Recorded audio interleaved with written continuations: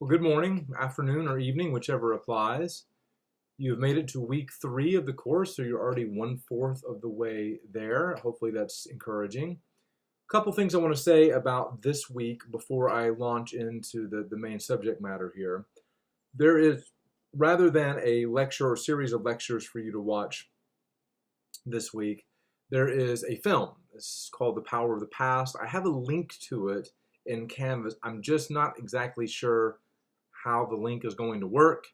I think if you click on the link, you'll be prompted to put in your Milligan username and password, and that'll take you there. I hope that's what happens. If that doesn't work, try going to the library website, library.milligan.edu. Go to the Specialized Resources tab, go to Films on Demand, and then just search for The Power of the Past, and you'll find it there. You'll note that on Canvas, on the module, I direct you just to watch, I think, the first hour and 15 minutes, something like that, of the film. Film's only an hour and a half, so if you watch the whole thing, no big deal, but the last 15 minutes are not required. Also, there's a handout under this week's module, Italian Renaissance Overview, and I would have that out and accessible to you while you watch this video. I won't sort of exactly go right along with it, but I think it'll be helpful. All right, well, as you can see here on this handout, the first thing that I address is the time frame of the Renaissance. We've all heard of the Renaissance. We may all have a very hazy idea of when the Renaissance occurred. Of course, with these historical periods, to a certain extent, these are fictions, right? I mean, there is no sort of scientific way to discern when the Renaissance began, when it ended, or anything like that. And different scholars are going to give different datings. My dating is a little bit different than the one in West in the World. The West in the World dating, I think, is a little bit too broad. But I want the dates to be easy for you to remember, relatively easy for you to remember. So mine are 1375 to 1575, so a 200-year period, nice and round. Again, you could make arguments, you could adjust and fudge those numbers a little bit, that's fine. The main thing to understand, I think, is that the Renaissance is a period of time between the Middle Ages on one hand and what we call the early modern period on the other. It's a period of, it's kind of a transitional period in many ways. It's a period of rapid changes. Of course, we think Renaissance, or we hear Renaissance, and we think about great art. And indeed, there were big artistic changes afoot during this period, but there are also big changes in other domains as well. Politics, economics, literature, and so on. And we'll address those as well. So it's a period that in some ways is not quite medieval and not quite modern, so we have to have a kind of distinct period for it. Now, on the one hand, many aspects of the Renaissance are going to seem quite modern indeed to us. One of the isms that defines the Renaissance is individualism, and I'll talk about that in a moment. And modernity is, if nothing else, highly individualistic. We also see certain notions that we still cherish today, like the idea of progress, the idea that education can sort of make the world a better place. These are ideas that really kind of come into their own in the Renaissance. Literacy rates are going up. So there's a number of things that we see in the Renaissance that seem very familiar to us. On the other hand, there are elements of the Renaissance that seem very foreign and not particularly modern to us. For instance, there's still a widespread belief in things like astrology in the Renaissance. People still believe in the existence of witches and even fairies and things like that. And on the social plane, this is still a world where we have knights and dukes and landlords and peasants, even serfs in some cases. So again, it's an area that it's an era that is betwixt and between, not quite modern, not quite medieval as well. So that answers the question when. What about the question where? Where does the Renaissance emerge? Eventually, the Renaissance is going to be a pan-European phenomenon.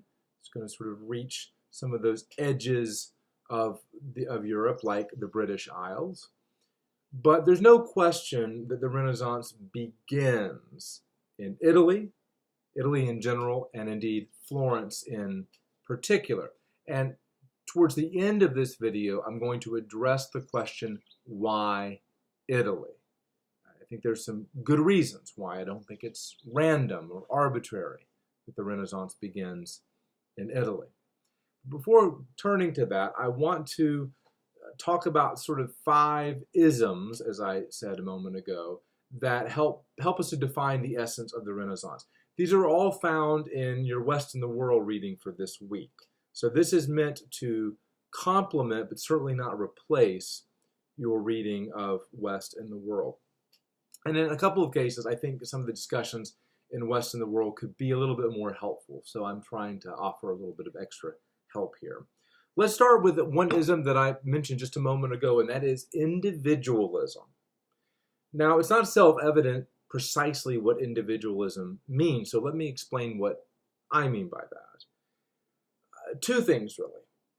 One is individualism can be seen as the celebration of individual human achievement. Individual human beings are capable of great, even almost godlike accomplishments. And you're going to see this very clearly in this week's reading by Pico della Mirandola. And I'll have, there'll be another video where I'll talk a little bit more about Pico, so you'll get an introduction to him then. So that's one facet of individualism. Another facet is related, but perhaps a bit distinct, and that is a very high estimation of the capacity of human beings, which is to say optimism about human beings and what they're capable of. One of the most famous artistic works of the Renaissance, of course, is the Sistine Chapel. If you got West in the World out, which I would recommend, and you look at page 294, you'll see a very iconic image found on, posters and mouse pads all over the land. This is the creation of Adam. And famously, of course, there's just a very tiny gap between the finger of God the Father and the finger of Adam, which represents just how close human beings are to the divine. Being human is nothing to be ashamed of. It should be celebrated because in many ways we have a kind of divine spark in us. So those are some of the ideas that you should think about when you hear the term individualism. The next ism I want to discuss is realism. This is another one of those words that can be really squishy. I mean, what does that mean, realism? Well, I think when it comes to the Renaissance, when we talk about realism, what we mean is interest in depicting the world as it actually is, rather than simply seeing the world as a kind of shadow or symbol of a higher world, the spiritual realm or the world to come or something like that. Now, we've already seen movements in the direction of realism in a couple of the figures that we've studied in this course. In the domain of art, I think we've seen it most vividly in Giotto. A more realistic depiction of landscape or of the human figure or of human emotions. We've also seen it in the realm of literature, I think, in the case of Chaucer. Chaucer is in the business of creating vivid, distinct, lifelike individuals. Okay, we see that in literature as well. And we will see the continuation and acceleration of these trends in art and literature, especially in art, during the Renaissance. but you can see it in other domains as well. And we'll see one really good example of it this week in political philosophy. We're going to read Machiavelli. We're going to read sections of The Prince. And Machiavelli is, if nothing else, a realist, because he thinks that instead of just daydreaming about, what an ideal world would be like, daydreaming about a kind of political utopia, instead the political theorist should try to think about the best possible political arrangement in the world in which we actually live, okay, which is not an ideal world in many ways. It's a messy, fallen, corrupt world, but it's the only world we have. So how do you do politics in that world, the real world? So we're going to see realism not only in art, not only in literature, but also in political theory as well. We come to the third ism, and this one is potentially confusing because this word has, I think, one meaning in present-day discourse and another meaning when applied to the Renaissance, and that is secularism. If somebody is described as being secular today, what we probably would conclude from that is, okay, well, this person is not religious. So a secularist perspective would be contrasted with a religious perspective. I think that's how we talk about things today. But that's not necessarily what is meant when we talk about secularism in the Renaissance. The word secular comes from the Latin word. It comes from the Latin word for the world. So secularism, literally speaking, simply means worldly. If you are secular, you are worldly.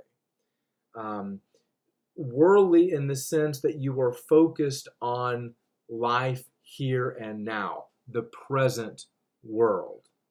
Okay?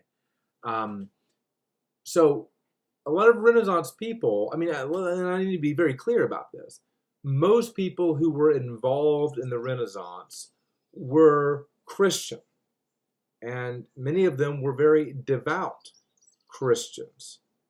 Nevertheless, Renaissance thinkers and artists and philosophers were not only interested in this life because it helped to prepare us for the next life, but rather they were interested in this life and in this world for their own sake.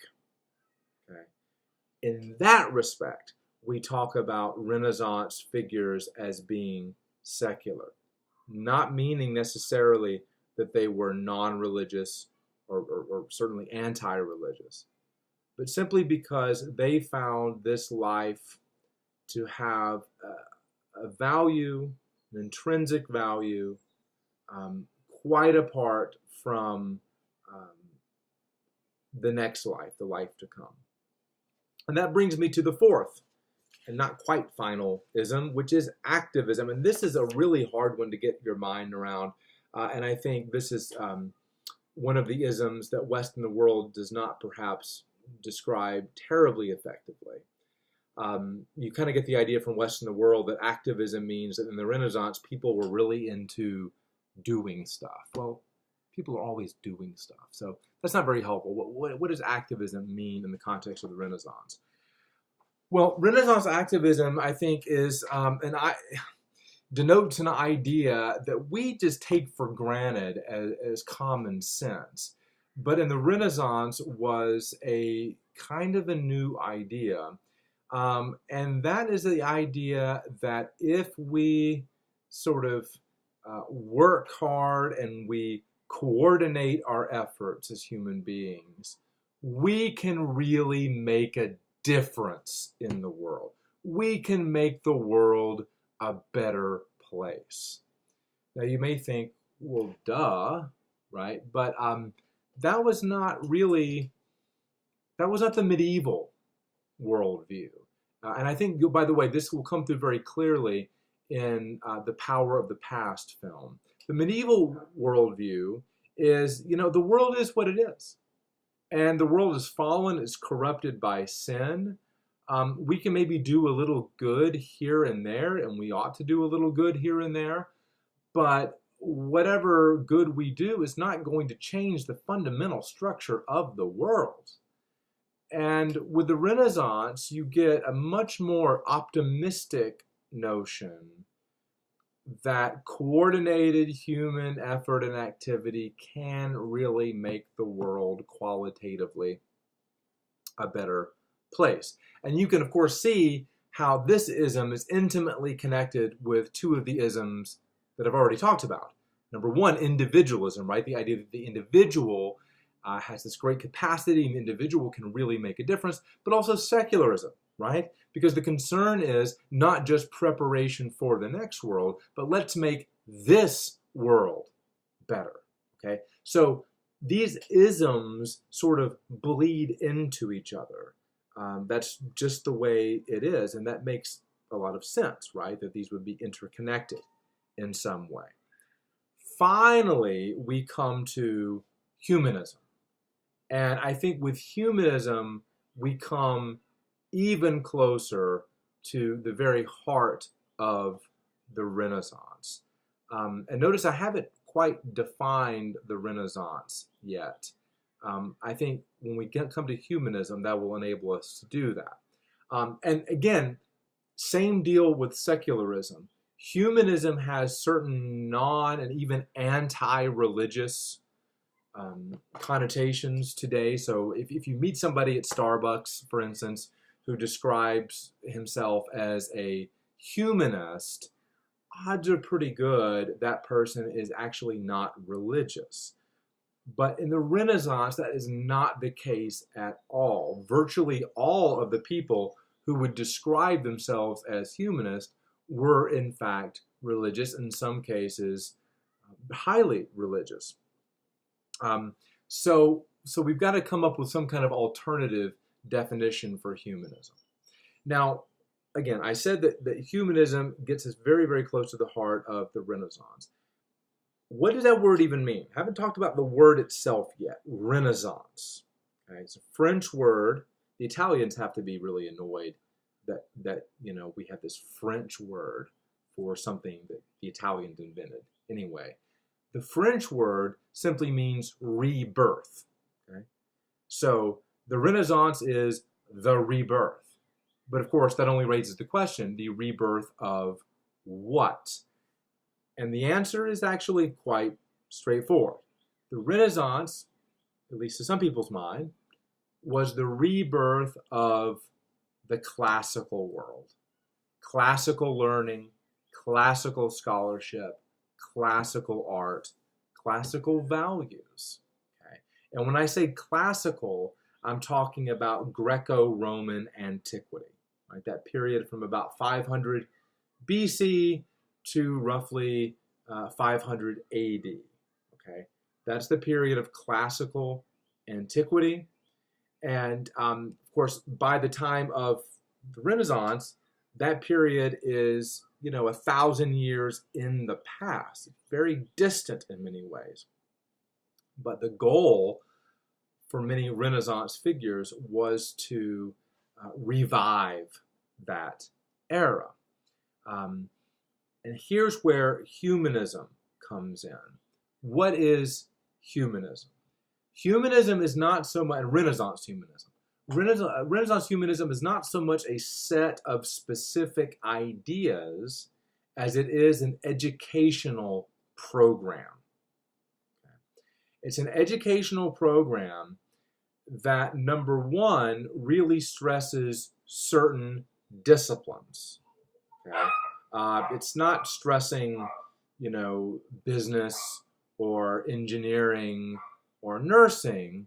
No, it stressed things like literature, the study of poetry, art, history, philosophy, and rhetoric, which we'll come back to in just a moment.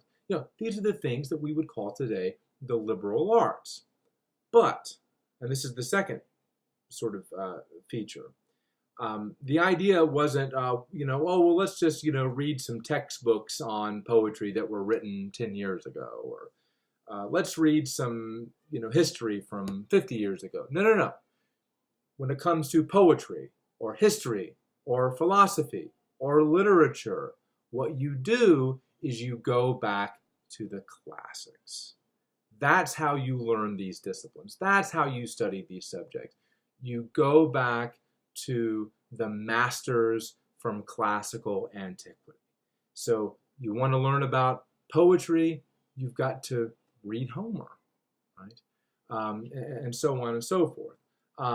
Now, for a lot of Renaissance figures, it's not just pagan classics, although those figure very prominently, but also what we might call Christian classics as well. So the Bible, of course, but also things like the writings of the church fathers, people like Augustine. Now, you might pause for a moment and say, now, wait a minute. I mean, weren't people in the Middle Ages also reading Homer and Virgil and the Bible, for crying out loud? The answer is yes, they absolutely were. So what is the difference? What is the difference between what Renaissance scholars and artists and writers were doing versus their medieval counterparts? Well, let me mention three major differences here. Number one, Renaissance scholars were aware that there were major problems with many of the classical manuscripts that they possessed. Okay, so you've got all these different manuscripts, and remember, the printing press isn't around until sort of the Renaissance is well underway. You've got all these different manuscripts of, say, Homer or Ovid or whatever, and there are, in some cases, major differences between them. Okay, so there's a problem.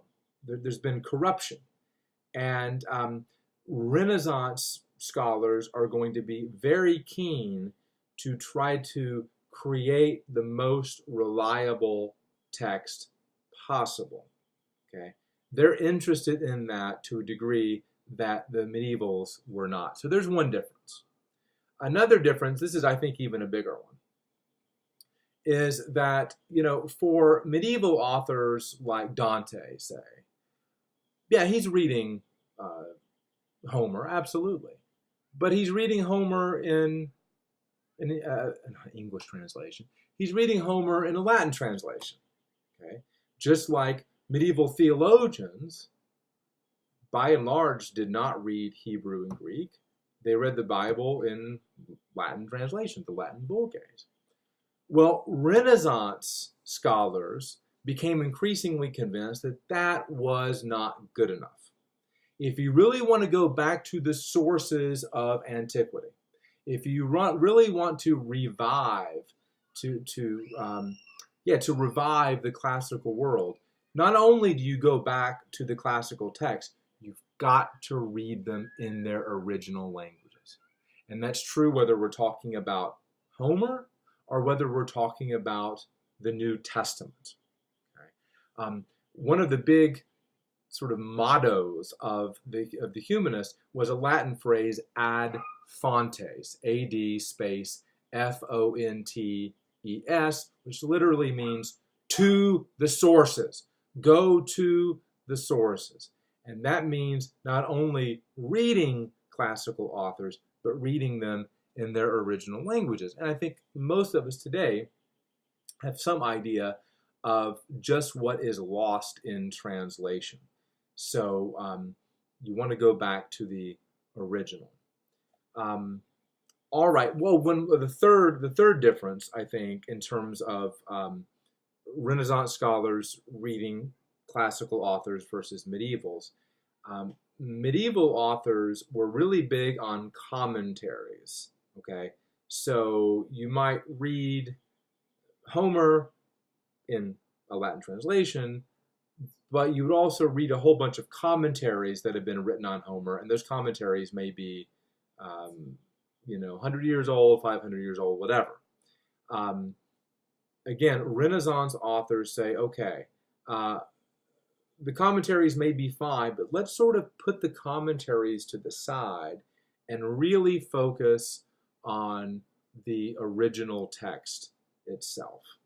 Okay. So I don't want to suggest that medieval authors weren't, going back and reading classical texts. They were, but the way in which Renaissance scholars go about that is different. Now the question is, what is the point of all this? Right? What is the point of a humanist education? Is it just knowledge for knowledge's own sake? No. And I want to mention two of the aims of a humanist education. One of the aims was to prepare people for a political career. Okay?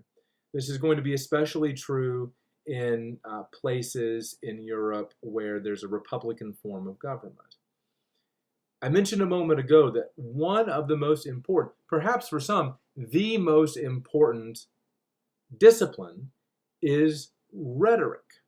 Rhetoric is the art of persuasive speech. Okay? So for humanists, there is nothing more important than the cultivation of eloquence. And of course, that is something that to this day can be very beneficial for politicians, right? To be able to speak persuasively. And humanists tended to be very interested in politics. They were not kind of ivory tower types. They wanted a humanist education to bear fruit in the political arena. Secondly, a humanist education was seen as part of a program of self-improvement. Okay, so the idea is that by studying the liberal arts, one cultivates not only eloquence, but also wisdom and even virtue. So education is not something that should pertain to the intellect alone, but to the whole person. Education is not simply the acquisition of knowledge, but a kind of moral or even spiritual exercise. And in many ways, the humanities program at Milligan is a humanist enterprise because it's predicated on this idea that learning is edifying for the whole person. It's not just a matter of accumulating a storehouse of facts, but it affects the whole person.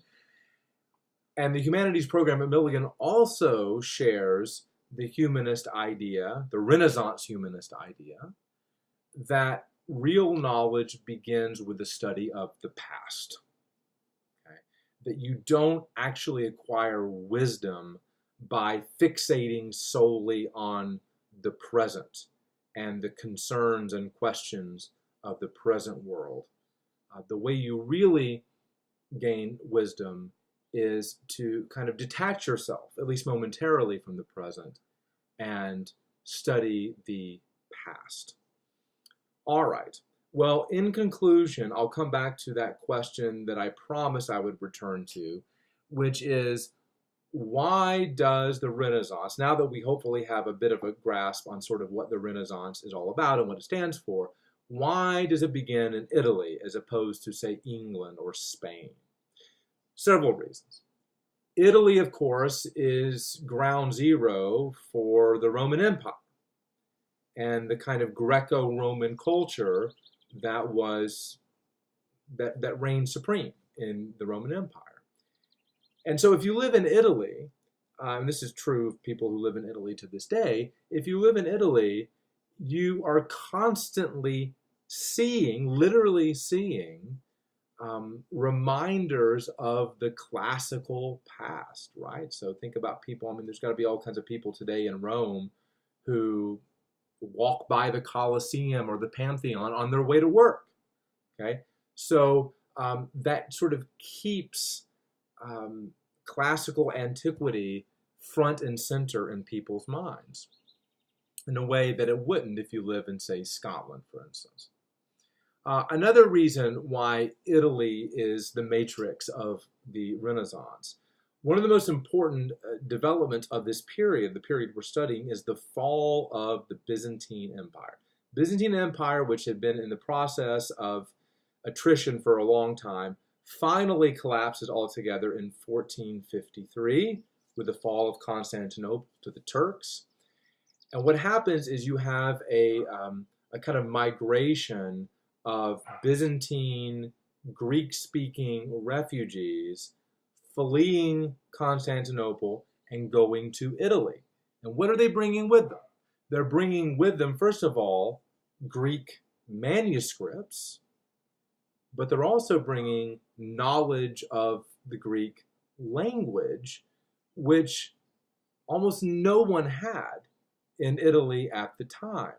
And so, whereas it would be almost impossible to find a scholar who knew Greek really well in Italy in, say, 1300, you're going to find many such scholars by the year, say, 1500 or a little later.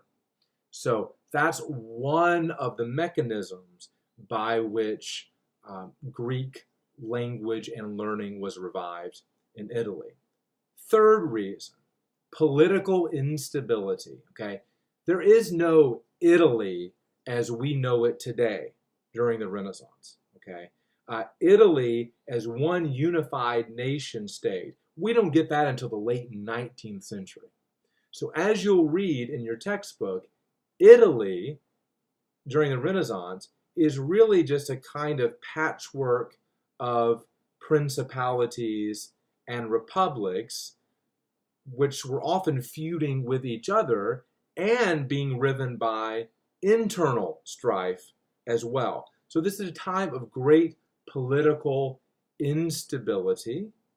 And as the textbooks suggest, such instability may have encouraged people to entertain new ideas, to break with tradition, to use that terrible cliche of our times, to think outside the box a bit.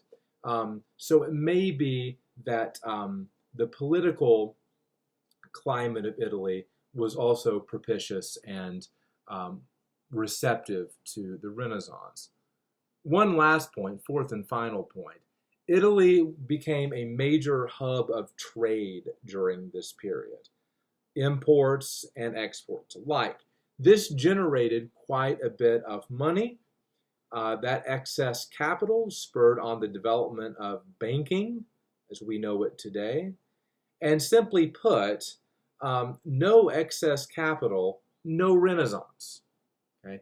Because one thing that both scholars and artists need, both then and now, is funding, right? Because scholarship and art require leisure, okay?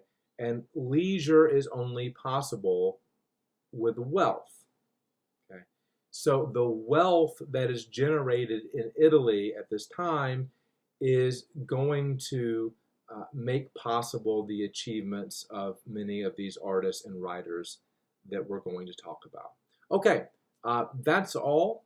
Our next video will be a sort of continuation of my discussion of humanism. And the next video will demonstrate that even though humanists shared a lot in common, humanism could take very different forms in the Renaissance. So I'll see you then.